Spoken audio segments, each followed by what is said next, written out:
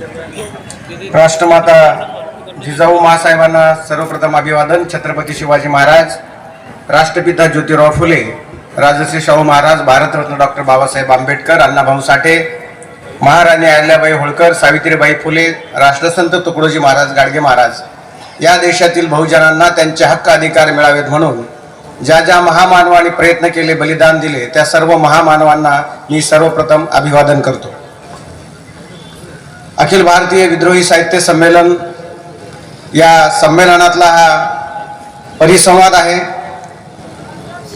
या संमेलनाला उपस्थित असलेले संमेलनाचे अध्यक्ष सन्माननीय चंद्रकांतजी वानखडे, आयोजन करणाऱ्यापैकी कराळे सर, चोपडे सर, प्रतिमाताई, किशोरजी ढमाले, नंदकुमार वानखेडे, माझ्या अगोदर ज्यांनी अत्यंत प्रभावीपणे भूमिका मांडल्या त्या धर्मकीर्ती महाराज आणि अविनाशजी काकडे, विचारपीठावरील सर्व मान्यवर, जमलेल्या माझ्या बहिणींनो आणि भावांनो, नियोजित वेळेपेक्षा हा परिसंवाद आधीच उशीर झालेला आहे, पण आमचे 3-4 वक्ते आले नाहीत, त्याच्यामुळे आम्ही आपसात वेळ वाटून घेतलेला आहे. कमी वेळामध्ये फक्त मी 2-3 मुद्दे या ठिकाणी मांडणार आहे. वेळेचा अपव्यय टाळावा म्हणून आधी झालेल्या भाषणावर मी काही भाष्य करणार नाही, ते तुम्ही ऐकलेलं आहे. आजचं जे काही वास्तव आहे, ज्या पद्धतीने आपल्या देशाचं सध्याचं जे वातावरण आहे याचा जर विचार केला तर आज जो परिसंवाद ठेवलेला आहे विद्रोही साहित्य संमेलनामध्ये की मराठी साहित्य संस्कृतीला अब्राह्मणी धर्मप्रवाहाने समृद्ध केले, असा हा आजच्या या परिसंवादाचा विषय आहे. दोन्ही वक्त्यांनी आपापल्या पद्धतीने प्रभावीपणे आपले मुद्दे मांडलेले, त्याबद्दल त्यांचं हार्दिक अभिनंदन करतो, त्यांना धन्यवाद देतो. हे विद्रोही साहित्य संमेलन अत्यंत देखणं, अत्यंत चांगल्या पद्धतीचं, अत्यंत परिश्रमातून ज्यांनी आयोजित केलं त्या सर्व आयोजकांसाठी एकदा आपण टाळ्या वाजवून त्यांचं अभिनंदन करावं अशी मी आपल्याला विनंती करतो. आजचं जे वातावरण आहे, विषयाकडे वळण्यापूर्वी सगळेच शेर शायरी सकाळपासून चालू आहे. देखे करीब से तो भी अच्छा दिखाई दे, देखे करीब से तो भी अच्छा दिखाई दे, एक आदमी तो शहर में सच्चा दिखाई दे. क्या बात. अब भीख मांगने के तरीके भी बदल गए हैं यारो, लाजिम नहीं कि हाथ में कटोरा दिखाई दे. हे आजचं वास्तव आहे. वास्तव है. तुम्हारे पाँव के नीचे जमीन नहीं, कमाल यह है कि फिर भी तुम्हें यकीन नहीं. इन अंधेरों को सुबह कैसे कहूँ, इन नजारों का मैं अंधा तमाशबीन नहीं, जो देखता हूँ वही बोलने का आदी हूँ. इस शहर का मैं सबसे बड़ा फसादी हूँ, इस शहर का मैं सबसे बड़ा फसादी हूँ. विद्रोहाला आणि प्रबोधनाला सत्य सांगावं लागतं आणि ही सत्याची भूमिका घेऊन जाण्याची प्रेरणा भारतीय धर्म विचार, प्रबोधनाचा विचार यामध्येच रुजलेली आहे, हे पहिल्यांदा आपण लक्षात घेतलं पाहिजे. विषय अतिशय गंभीर आहे की भारतीय साहित्य संस्कृतीला अब्राह्मणी साहित्याने समृद्ध केलेले आहे, साहित्यानेच समृद्ध केलेले आहे. काही शब्दाच्या मर्यादा म्हणून हे शब्द आपण वापरतो, परंतु हे 100% खरं आहे की इथे जो काही संघर्ष, लढाई चालू आहे ती पहिल्यांदा नीटपणे आपल्याला समजून घ्यावी लागेल. सॉक्रेटिस, अरिस्टॉटल हा प्लेटोचा शिष्य होता आणि त्याने एक विधान केलं होतं गंभीरपणे की आता मला माझ्या शहाणपणाची भीती वाटायला लागलेली आहे. हे असं विधान का केलं तर अरिस्टॉटल असं म्हणाला की अरिस्टॉटलचा गुरु प्लेटो होता आणि प्लेटोचा गुरु सॉक्रेटिस होता. त्याच्या गुरुच्या गुरुबद्दल अथेन्सच्या नगरदेवतेने एक भविष्यवाणी केली होती की आता जिवंत असलेल्या माणसापैकी अथेन्समध्ये सर्वात शहाणा माणूस कोण असेल तर तो सॉक्रेटिस आहे. सॉक्रेटिसला असं वाटलं की ज्या अर्थी माझ्या शहाणपणाचं कौतुक झालं तर माझा सत्कार होईल, सन्मान होईल, पण दुर्दैवाने जेव्हा नगरदेवतेने हे जाहीर केलं की इथला सॉक्रेटिस हा सर्वात शहाणा माणूस आहे, तेव्हा तत्कालीन अथेन्सवासियांनी त्या सॉक्रेटिसच्या हातामध्ये विषाचा प्याला दिला आणि सॉक्रेटिस संपला. आणि म्हणून अरिस्टॉटल म्हणतो की आता मला माझ्या शहाणपणाची भीती वाटायला लागलेली आहे, त्यामुळे मी स्वतःहून या देशातून स्वतःची हद्दपारी आता जाहीर करत आहे, कारण मी जर या देशात राहिलो तर हे लोक कधी माझा सॉक्रेटिस करतील हे सांगता येत नाही. ही भूमिका त्या काळात अरिस्टॉटलने घेतली होती. आणि म्हणून आज भारताचं चित्र काय आहे, आम्हाला विद्रोहाला काय करायचं आहे, तर अशा प्रकारच्या मोदी शहा आणि RSSच्या राजवटीला घाबरून शहाण्या माणसांनी हा देश सोडण्यापेक्षा विद्रोहाचा खरा अर्थ हा आहे की शहाणी माणसं जगली पाहिजेत आणि विद्रोहानं पुढे येऊन ह्या विषमतावाद्यांनाच हा संपवण्याचा, देश सोडण्याचा एल्गार पुकारला पाहिजे. तो खरा विद्रोह आहे. आणि म्हणून ही भूमिका जोपर्यंत आम्ही चळवळीमध्ये मांडणार नाही तोपर्यंत आपल्याला धर्मसंस्कृतीचा गंभीरपणे विचार घेऊन पुढे जाता येणार नाही. मी अभिनंदन करेन आपल्या संमेलनाचे जे अध्यक्ष आहेत चंद्रकांत वानखेडे सरांनी जे काही अप्रतिम असं भाषण केलं, त्यांनी या देशातल्या सांस्कृतिक गाभ्याला हात घातलेला आहे. त्यांनी जी भूमिका मांडली की ज्या पद्धतीने हिंदुत्व असेल, या देशातले धर्म असतील, पुरोगामी विद्रोही म्हणजे जणू एक चित्र या देशात तयार केलं गेलं की विद्रोही म्हणजे धर्मविरोधी, नास्तिक, शिव्या देणारा, संसाराच्या विरोधी असलेला, अशा प्रकारच्या भूमिका सातत्याने विद्रोहीबद्दल तयार केल्या गेल्या. माझी आपल्याला विनंती आहे की विद्रोह हा 2 नंबरला नाही. विद्रोह आणि समता हे एक अपत्य आहेत, एकमेकाचे भावंड आहेत. म्हणून समतेबरोबर विद्रोह आलेला आहे. तर विद्रोह कशासाठी आला, तर समता पहिल्यांदा, नंतर विषमता. आणि समतेच्या विरोधात जर विषमता तयार होत असेल तर तिला संपवण्यासाठी विद्रोहाची निर्मिती झालेली. आणि म्हणून तो विद्रोह आहे. तुकाराम महाराज म्हणाले आम्ही धर्मविरोधी नाही, परंतु पाखंडाचं खंडन, धर्माचे रक्षण करणे, पाखंड खंडन, ही भूमिका ज्योतिबा फुल्यांनी घेतली होती. ती विद्रोही साहित्य संमेलनाच्या अध्यक्षाने प्रभावीपणे मांडली आणि फुल्यांचा वारसा चालवला. त्याबद्दल मी त्यांचं जाहीर अभिनंदन करतो. आणि म्हणून काय या देशातली धर्म परंपरा आहे, आपल्याला माहिती आहे की ज्योतिबा फुल्यांनी जे आम्हाला संघर्ष सांगितला, मग धर्मकीर्ती महाराजांनी वारकरी संप्रदायाबद्दल सांगितलं, महर्षी विठ्ठलरामजी शिंदे आपल्या देशातले महान संशोधक, त्यांनी सांगितलं की या देशातली जी भक्ती आहे ही भक्ती आर्यपूर्व आहे. आर्याचा आणि भक्तीचा संबंध नाही. तर भक्ती निर्माण कशातून होते, तर कृतज्ञतेतून भक्तीचा जन्म होतो. कृतज्ञता कुठून येते की ज्याने आम्हाला जन्माला घातलं, ज्याने आम्हाला हवा दिली, पाणी दिली, अन्न दिलं, त्या झाडाबद्दल, त्या निसर्गाबद्दल, त्या नदीबद्दल, ज्याने आम्हाला जन्म घातला त्या आईबद्दल, ज्याने आम्हाला मदत केली त्या व्यक्तीबद्दल, ज्याने आम्हाला तत्वज्ञान दिलं, व्यवहार दिला, विचार दिला, त्या प्रत्येक सजीवाबद्दल कृतज्ञता व्यक्त करणे ही सिंधू जनांची पहिली संस्कृती आहे. आणि म्हणून ज्यांच्या डोक्यात कृतज्ञता आहे तेच भक्ती ह्या व्यवस्थेला जन्माला देऊ शकतात. आणि बहुतांश भारतीय धर्मप्रवाह ह्या कृतज्ञता आणि भक्ती प्रवाहातून निर्माण झालेले आहेत. भक्तीचा आणि कृतज्ञतेचा आणि ब्राह्मणी आयडिओलॉजीचा सुतराम संबंध नाही. विषमतेचा अपत्य म्हणजे ब्राह्मणी तत्वज्ञान आहे, फॅशिझम आहे. आणि म्हणून आम्ही जेव्हा साहित्य समृद्धीची भूमिका घेतो तर या भारतीय साहित्य संस्कृती विषयाची मर्यादा मराठी साहित्यापुरती घेतलेली आहे. पण मी तर म्हणेन केवळ मराठी साहित्य परंपरेलाच अब्राह्मणी साहित्याने समृद्ध केलं का, तर नाही. भारतात जेवढ्या सुमारे 2000 भाषा आयडेंटिफाय आहेत, त्या राष्ट्रीय भाषा किती आहेत नंतरचा मुद्दा आहेत. आदिवासींच्या भाषा असतील, दाक्षिणात्य भाषा असतील, अनेक भाषा आहेत. ह्या सर्व भाषेमध्ये जिथे जिथे कृतज्ञता आहे, भक्ती आहे आणि मानवी समूहाचा विचार आहे, तो धर्म आहे. आम्ही कोणता धर्म मानतो, आम्ही वेदांनी प्रमाणित केलेला, वर्णव्यवस्थेने इस्टॅब्लिश केलेला, ब्राह्मणी धर्माने शिक्के मारलेला, श्रुती स्मृती पुराणोक्त धर्म आम्ही मानत नाही. आमचा धर्म काय आहे, तर मूल जन्माला येतं, ते जेव्हा रडायला लागतं तेव्हा आईच्या स्तनातलं दूध पिल्यावर भूक भागते, हा जो सिद्धांत आहे तो धर्मव्यवस्थेचा पहिला मूलभूत सिद्धांत आहे. तो धर्म आम्ही मानतो. या धर्माला जन्माला घालायला कोणताही ब्राह्मण पुरोहित नव्हता, कोणताही ऋषी जन्माला आलेला नव्हता.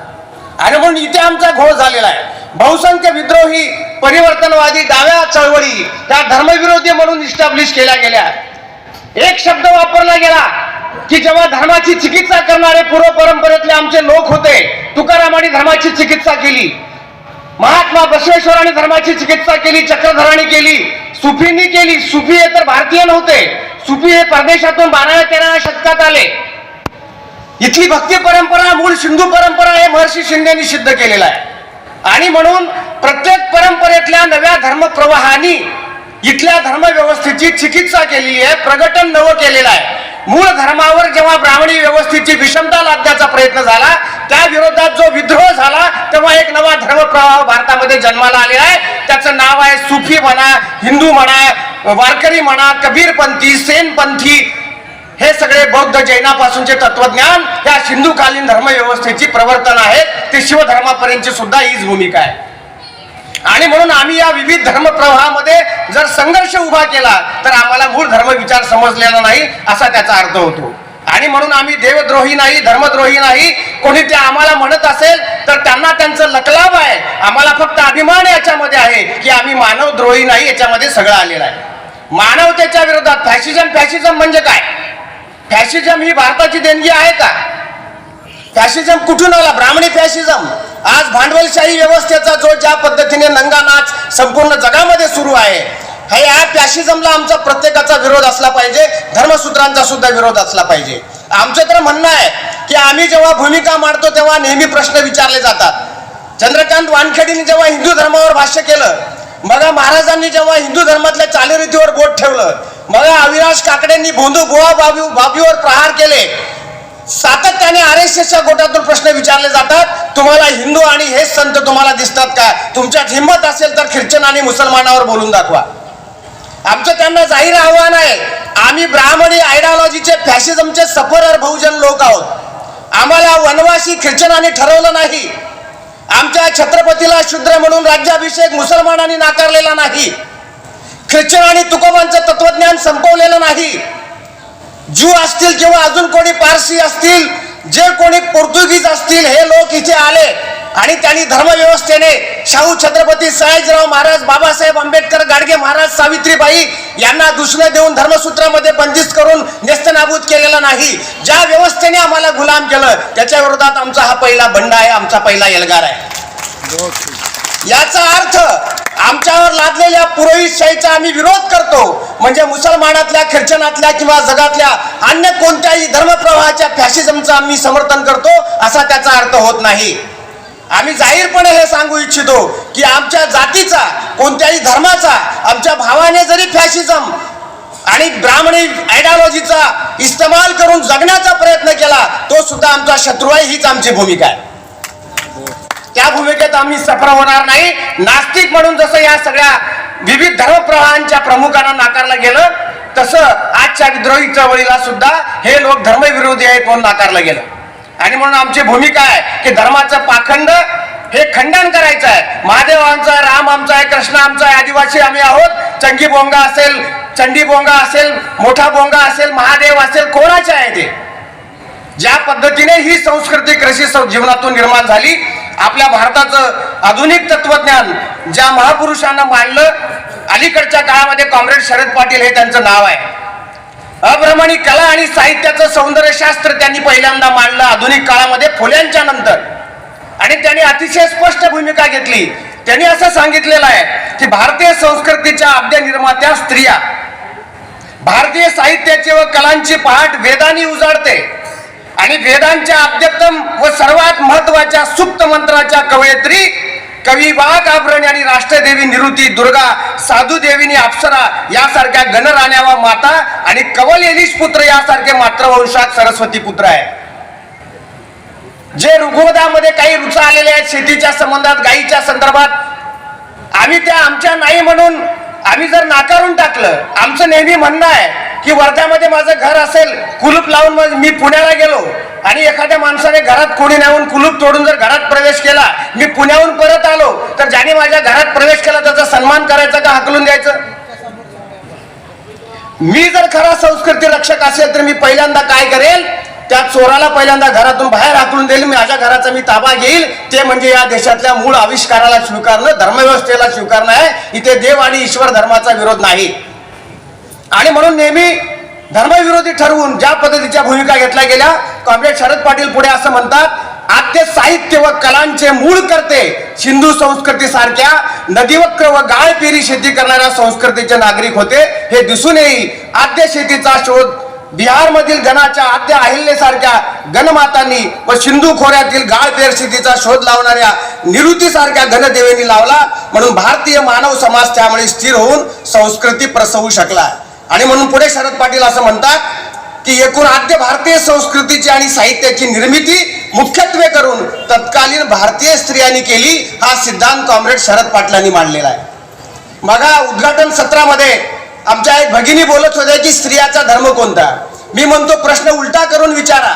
स्त्रियाचा धर्म कोणता म्हणण्यापेक्षा सर्व जगातल्या धर्माला, संस्कृतीला, विशेषतः भारतीय परिप्रेक्ष्यामध्ये कोणताही धर्म विचार असेल, संस्कृतीचा विचार असेल, त्याला जन्माला घालणारी पहिली स्त्री होती, हे पहिल्यांदा लक्षात घ्या.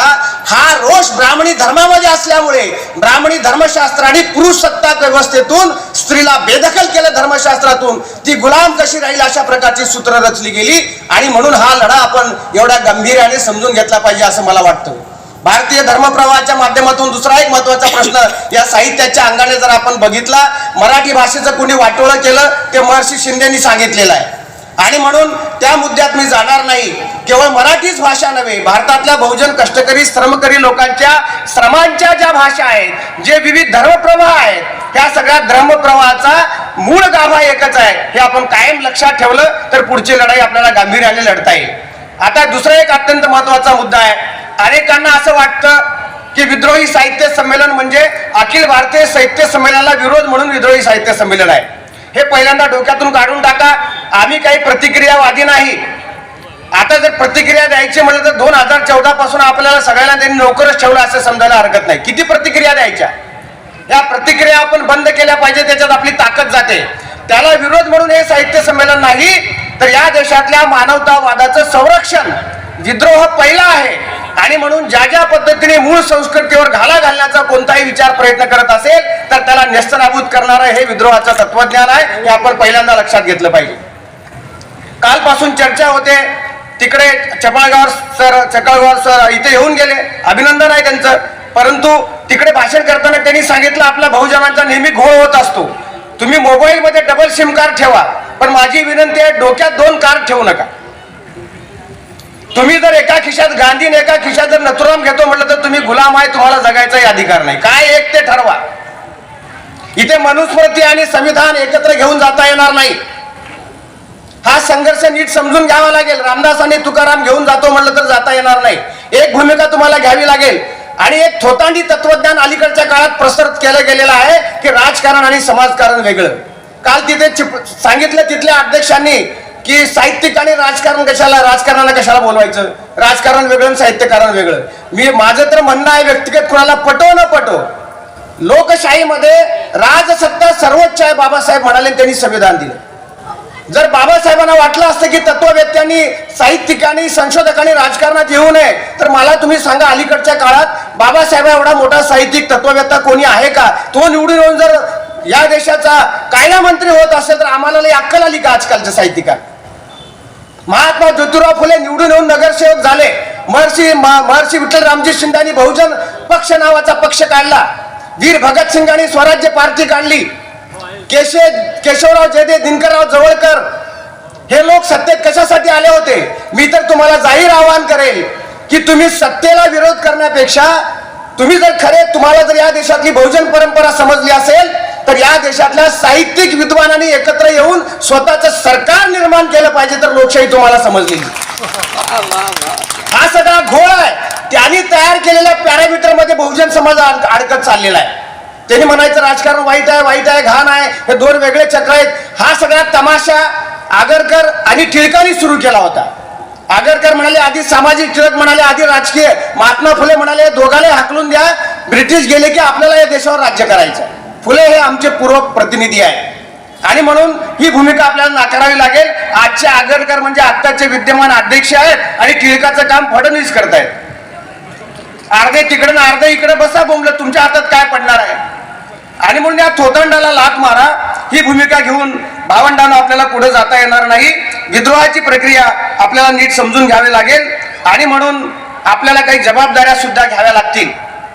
अब्राह्मणी साहित्याचा विचार करत असताना हे आमचं साहित्य कसं शोधायचं, तर महात्मा फुल्यांनी आपल्याला माहिती आहे की गुलामगिरी नावाचा ग्रंथ लिहिला. हा ग्रंथ जेव्हा प्रकाशित झाला, माझी आपल्याला हात जोडून विनंती आहे की विरोधकांचं विषमतेचं साहित्य, गुलामीचं तत्वज्ञान कसं नेस्तनाबूत करावं त्याचं सर्वश्रेष्ठ उदाहरण म्हणजे गुलामगिरी नावाचा ज्योतिबा फुल्यांचा ग्रंथ आहे. हे फक्त 100 पानाचं पुस्तक आहे.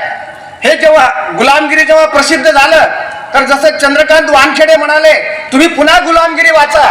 गुलामगिरीमध्ये एकही शब्दाने हिंदू धर्माच्या विरोधात टीका झालेली नाही. महात्मा फुल्यांनी समग्र साहित्यामध्ये कुठेच हिंदू धर्म हा शब्द वापरलेला नाही. महात्मा फुल्यांनी भटी, ब्राह्मणी हे शब्द वापरलेले आहेत आणि बहुजनांचा कैवार घेऊन त्यांना पिंजऱ्यामध्ये चौकटीमध्ये उभं केलं गेलेलं आहे. तुम्ही हा देश सोडून जावा अशी त्यांची इच्छा आहे, पण तुम्ही मानत आहात. आणि जे परकीय आर्य आक्रमक आलेले आहेत त्यांचा भारतीय संस्कृतीचा संबंध नाही. आम्ही या देशातले कष्टकरी श्रमकरी लोक, आमच्या आईची लेकरं आहोत, सिंधू जन आम्ही आहोत. आम्ही महादेव पार्वतीची परंपरा घेऊन चालणारे लोक आहोत. ही भूमिका जोपर्यंत आम्ही घेत नाही तोपर्यंत ही लढाई आपल्याला पुढे घेऊन जाता येणार नाही. त्यांनी शिक्का मारला कृष्णावर. अरे जो भगवान कृष्ण जनावरं मरत होते, गायी मरत होत्या, शेळ्या मरत होत्या, मेंढरं मरत होती पावसाने, म्हणून तो शेतकऱ्यात गेला आणि गोवर्धन पर्वत उचलून धरलं, माणसालाही वाचवलं, जनावरालाही वाचवलं. तोच भगवान कृष्ण गीतेमध्ये फॅशिझमचं तत्वज्ञान कसं काय सांगू शकतो की सच्च्या भावालाही मार म्हणजे सत्तेत येतील, हा सांगणारा कृष्ण खरा की जनावर आणि माणसाला वाचवणारा कृष्ण खरा? हा मूलभूत प्रश्न आहे. म्हणून महर्षी शिंदे म्हणाले की एक पॅरामीटर लावा. चोखोबांचा जेव्हा मृत्यू झाला मंगळवेढ्याला, भिंत बांधताना भिंत कल्ली आणि चोखोबा महाराजांचा मृत्यू झाला. नामदेव महाराज पंजाबामध्ये होते, त्यांना समजलं चोखोबा महाराज भिंतीखाली गाडले गेले. परत आले नामदेव महाराज, मंगळवेढ्याला गेले. आता हाडं शोधायची कशी? चोखोबाची प्रतिनिधी असलं तरी हे उदाहरण आपण समजून घेतलं पाहिजे. चोखोबाच्या हाडं नेमके अनेक माणसं मेली होती, चोखोबांची हाडं कसं शोधायची?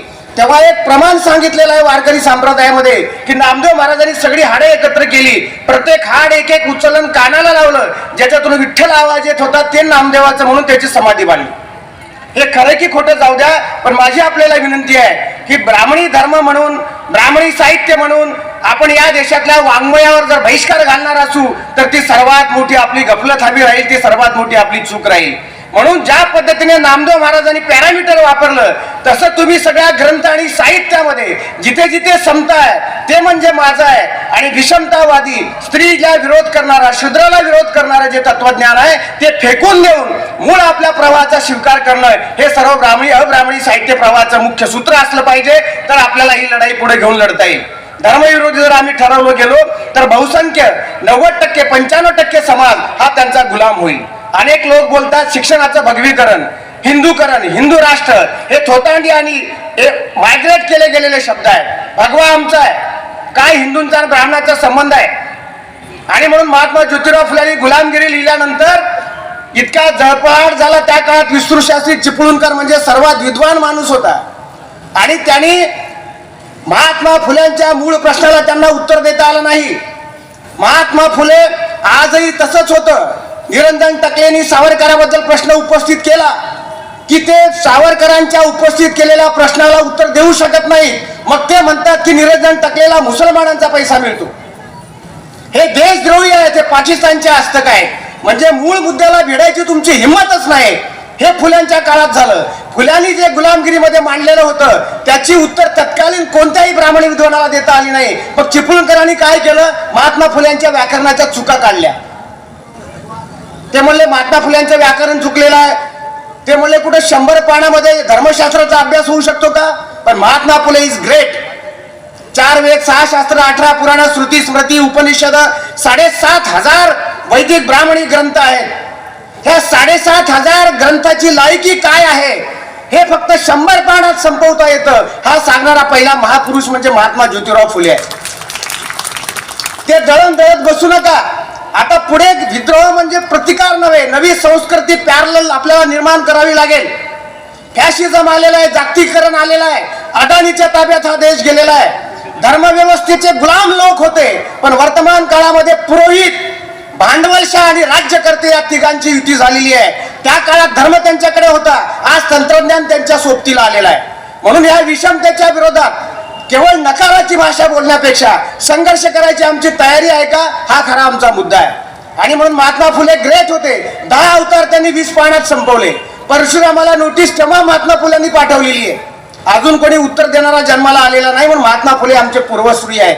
तत्वज्ञानाच्या भाषेच्या संदर्भात गांभीर्याने आपल्याला पुढे जावं लागेल. सांख्य तत्वज्ञान हे भारतीयांचं मूळ तत्वज्ञान आहे. सिंधू काळाच्या नंतरचं ती धर्माची चिकित्सा करतं आणि विषमतेच्या विरोधातही प्रश्न निर्माण करतं. आणि म्हणून भावंडांनो, ही भूमिका घेऊन आपल्याला खरं म्हणजे पुढे जावं लागेल, तर आपल्याला त्या पद्धतीने जाता येईल. तुकाराम महाराज म्हणाले, स्वातंत्र्याचं भय नावाचं एरिक फ्रॉमचं पुस्तक आहे. त्यात एरिक फ्रॉमने असा प्रश्न विचारलेला आहे की स्वातंत्र्य हे आपोआप मिळत नाही. स्वातंत्र्य मिळवण्यासाठी संघर्ष करावा लागतो, मोबदला द्यावा लागतो. दुर्दैवाने भारतीय बहुजन समाजाची स्वातंत्र्यासाठी मोबदला द्यायची तयारी आहे का, हा खरा प्रश्न आहे. गुलामी आपोआप येते, गुलामी मागायची गरज नाही, परंतु स्वातंत्र्य मिळवायलाही संघर्ष करावा लागतो आणि टिकवण्यासाठी सुद्धा अविरत कार्यरत राहावं लागतं. तुकाराम महाराज म्हणाले, बोले तैसा चाले त्याची फार अवघड आहे, शक्य नाही. म्हणून आम्ही थोडा बदल केला, बोले तैसा थोडा थोडा तरी चाले त्याची वंदावी पावले. पण आता असं लक्षात आलेलं आहे की 1935 ते 45 जर्मनीचा फ्युरर हिटलर होता 11 वर्ष, आणि आपल्याकडे फ्युरर येऊन आता 9 वर्ष झाले आहेत. फक्त 3 वर्ष तुमच्या विनाशाला शिल्लक आहेत. आणि म्हणून लक्षात घ्या, संघर्ष किती कठीण आहे. म्हणून माझी आपल्याला विनंती आहे, बोले तैसा चाले त्याची वंदावी पावले, बोले तैसा थोडा थोडा तरी चाले. आता याच्या पुढे जाऊन बोले तैसा थोडाही न चाले त्याची तोडावी पावले, ही भूमिका तुम्हाला घ्यावी लागेल, तर हा संघर्ष यशस्वी होईल. नपुसकाचं शील आणि दुर्बळाची अहिंसा याला व्यवहारामध्ये कवडीची किंमत नाही. सुरा साजती शस्त्रेन गांड्यास असती पोरे. काय नुसतं तत्वज्ञान विचार मांडून बदल होणार नाही. तुमची जिम्मेदारी आहे का, ह्या स्वातंत्र्यासाठीचा संघर्ष तुम्ही करणार आहात का? प्रत्येक वेळेला आभ्रमणी साहित्याने तुम्ही वाचा, हालाची गाथा वाचा, महानुभावाचं तत्वज्ञान वाचा, लीळाचरित्र वाचा, तुकारामाचे अभंग वाचा, ज्ञानेश्वराची ज्ञानेश्वरी वाचा, कबीराचे दोहे वाचा. अरे काय ताकद आहे जेव्हा तुकाराम महाराजांचं साहित्य काय असतं. पोरीच्या गालाला चंद्राची उपमा देणारे आणि हसणारी पोरगी ही खरंच चंद्रावर गेली तर लाता घालील त्या लिहिणाऱ्याला. येऊन हे कसलं साहित्य आहे. मी जेव्हा 12वीला होतो तेव्हा आम्हाला एक कविता होती, चंदूभाऊ, त्या तिथे पलीकडे माझी या प्रियेचे झोपडे. म्हणजे हा किती दरिद्री आहे. हा भिकारी याची प्रियेशी त्याच्यापेक्षा खराब झोपड्यात राहते. आता ते शिकून आम्ही मोठे होणार आहे का? आमचं तत्वज्ञान काय आहे? त्यांनी कविता लिहायला पाहिजे, त्या तिथे पलीकडे चांगला माझी एक प्रियेचा बंगला. म्हणा ना, तुम्हाला स्वप्न बघायला टॅक्स आहे का? ह्या संकल्पना साहित्यातून येतात, धर्मविचारातून येतात. माणूस असं का वागतो, तर त्याच्या पाठीमागे या देशातल्या विषमतावादी तत्वज्ञानाचा हात आहे. जसं विषमतेचं तत्वज्ञान आहे तसं विद्रोहाचं सुद्धा तत्वज्ञान आहे. आणि म्हणून आम्हाला विद्रोहाचं तत्वज्ञान निर्माण करावं लागेल आणि अंमलात आणणारा समाज पहिल्यांदा उभा करावा लागेल, तर या देशामध्ये बदल होईल. म्हणून ती भूमिका घेऊन आपल्याला जावं लागेल. महात्मा फुल्यांच्या व्याकरणाची मापं काढणाऱ्या चिपळूणकरांना महात्मा फुल्याच्या एकाही प्रश्नाला उत्तर देता आलं नाही, धर्मविरोधी महात्मा फुलेंना ठरवता आलं नाही. तेव्हा चिपळूणकरांनी आरोप केला की हा ख्रिश्चनाचा हस्तक दिसतो. सोपा मार्ग आहे. ख्रिश्चनाचा आणि मुसलमानाचा हस्तक म्हटलं. आम्ही सुद्धा मराठा सेवा संघ संभाजी ब्रिगेडच्या माध्यमातून काम करतो. आम्हाला म्हणतात त्यांना दाऊदचा पैसा येतो, यांना ख्रिश्चन पैसा देतं. आम्ही तर जाहीर सांगितलेलं आहे, हे दाऊद ख्रिश्चन आम्हाला कोणी माहिती नाही, पण तुम्हाला संपवण्यासाठी हे पैसे देणार असतील तर आम्ही जाहीर घ्यायला तयार आहे, त्यांना घेऊन या. पण या लबाड्या पहिलं बंद करा. हे आम्ही विषमतावादी नाही, ही सृष्टी आमची आहे. जो निर्माण करतो तो नष्ट करत नाही. ज्या आईच्या पोटातून जन्माला तुम्ही आले, अरे त्या आईच्या गर्भाला लाथ मारता आणि द्विज म्हणून दुसरी मुंज करून पुन्हा जन्माला येता. तुम्ही काय आम्हाला मातीची संस्कृती शिकवणार आहे? हे कुठलं ब्राह्मणांचं तत्वज्ञान आहे? हा कुठला फॅशिझम आहे? जो आईच्या गर्भाला ना करतो तो फॅशिझम या शेतकऱ्यांचा आहे का? अरे मोडाला, जनावराच्या लेकराला, गाईच्या वासराला स्वतःच्या अंतकरणापेक्षा जास्त आपुलकीने जपणारा माझा शेतकरी हा खरा सर्जनाचं मूर्तिमंत या भारत देशातलं उदाहरण आहे. आणि तुम्ही विश्वगुरु व्हायला निघाले. ज्या हजारो करोडो शेतकऱ्यांनी इथे लाखो शेतकरी मरतायत, त्यांच्या विधवा स्त्रियांच्या डोळ्यात बघायची हिंमत मोदीजी तुमची आहे का? तुम्ही एखाद्या आमची जिचा नवरा 20व्या वर्षी मेलेला आहे, 25व्या वर्षी मेलेला आहे, अशा विधवा स्त्रीच्या ओटीत 2 लेकरं आहेत. तुम्ही सांगा इमानदारीने येऊन की मी या देशाचा विश्वगुरु आहे, मी जगाला राष्ट्र बनवणार आहे, हिंदू राष्ट्र बनवणार आहे. मग तुमची हिंमत कळेल आम्हाला. आमची लढाई काय आहे? म्हणून आमची लढाई केवळ फॅशिझम, विषमता हे संपवणे तर आहेच, पण त्याचबरोबर नवसृजन तुम्ही निर्माण केलं नाही तर मोठा प्रॉब्लेम आहे. म्हणून दुष्टांचे निर्दालन, तुकाराम महाराज म्हणाले दया तिचे नाव भूतांचे पालन, अनिक निर्दालन कंटकांचे. आणि म्हणून दुष्टांचा निपांत झाल्याशिवाय तुमच्या सज्जनतेला किंमत नाही. तणही राहू दे पीकही राहू दे असं म्हणणारा शेतकरी अजून जगामध्ये जन्माला आलेला नाही. पीक जगवायचं असेल तर तणाला नष्ट करावं लागतं. आणि म्हणून तुकाराम महाराज म्हणाले पाखंड संपल्याशिवाय धर्म अस्तित्वात देऊ शकत नाही. विविध धर्मप्रवाहांची नावं जरी तुम्हाला वेगळी दिसत असली तर मूळ मात्र संस्कृतीतून, सिंधू संस्कृतीतून भारतीय धर्मप्रवाह निर्माण झालेले आहेत. ख्रिश्चन किंवा मुसलमान हे दोन धर्म भारताच्या भूमीत निर्माण झालेले नाहीत, पण अनेक विचारवंतांनी हे सिद्ध केलेलं आहे की भारतातले मुसलमान आणि ख्रिश्चन हे परदेशातून आलेले नाहीत. आणि म्हणून एक त्रांगडा आहे धर्मव्यवस्थेबद्दलचं, नीट आपल्याला सोडावं लागेल. आपल्या लोकांना ज्यांनी हायजॅक केलं त्यांना जर आपण सोडायला लागलो तर मोठी गंभीर परिस्थिती भावंडांनो या माध्यमातून निर्माण होऊ शकते. म्हणून माझी आपल्याला विनंती आहे की सामाजिक राजकीय थोतांड निर्माण केलेलं ते पुसून टाका. सत्ता आपल्याला ताब्यात घ्यावी लागेल.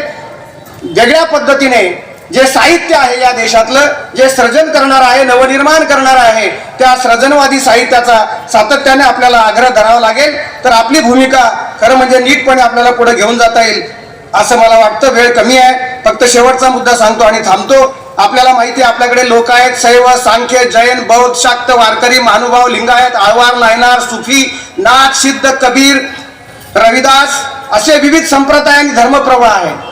ह्या मूळ सर्व धर्मप्रवाहाचा उगम हा सिंधुकालीन मात्र व्यवस्थेमध्ये आहे. हे महात्मा फुल्यापासून सर्वच अभ्यासकांनी सिद्ध केलेलं आहे.